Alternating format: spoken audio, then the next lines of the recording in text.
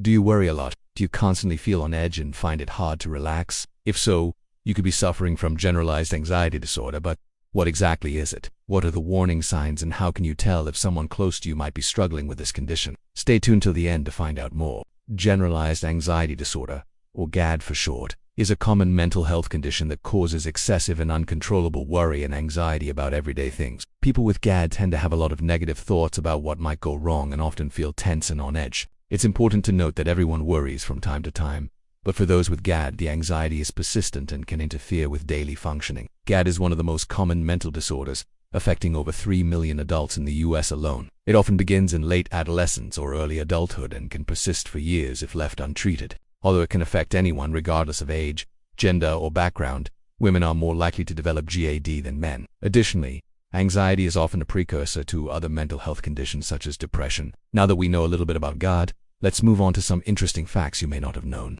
Number 1. People with GAD overestimate the likelihood of negative outcomes. Have you ever found yourself worrying about a situation that has a low probability of happening? For example, you might be anxious about getting sick, even though you haven't been exposed to any sick people recently. Or maybe you're worried about something bad happening to your family members, even though there's no reason to believe they're in danger. People with GAD tend to do this sort of thing all the time.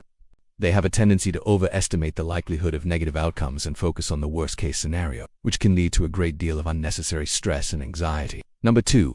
People with GAD tend to have low self-esteem. Do you often put yourself down or blame yourself for things that are not your fault? Having low self-esteem can be a sign of generalized anxiety disorder. People with GAD often have negative views of themselves and their abilities, which can make them more susceptible to anxiety and worry. This negative self-talk can take the form of constant criticism or self-blame, which can exacerbate feelings of anxiety and make it difficult to feel confident in your ability to handle challenging situations. Number 3. People with GAD have difficulty concentrating. Have you ever found yourself unable to focus on a task because your mind is filled with distracting thoughts? When you're anxious, your brain is constantly racing, and it can be hard to concentrate on the task at hand. People with GAD struggle to focus because their minds are always wandering to potential problems or negative outcomes. This lack of focus can be frustrating and stressful, leading to increased levels of anxiety and worry. Number 4. People with GAD avoid making decisions. Are you indecisive when it comes to important matters? Perhaps you struggle with making even small choices like what to wear or what to eat. People with GAD often find it difficult to make decisions because they're afraid of making the wrong choice.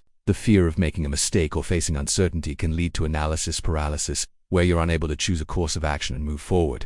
This struggle with decision-making can be especially frustrating when it prevents you from taking advantage of opportunities or solving problems effectively. And number 5. People with GAD have a hard time expressing their needs. Do you find it difficult to ask for help or express your opinions? People with GAD often struggle to communicate their needs effectively. They may be afraid of speaking up and drawing attention to themselves, or worry that their needs will be rejected or ignored. This fear of rejection or the inability to assert oneself can lead to increased feelings of anxiety and frustration. As a result, people with GAD may become passive and withdraw from social situations, which can make it even harder to communicate their needs and build relationships. We hope you learned something new and found this video helpful. If so, please let us know in the comments below. We value your support and can't wait to bring you more informative content in the future. Don't forget to like and share this video with anyone you feel will benefit from it. Thanks for watching, and we'll see you next time.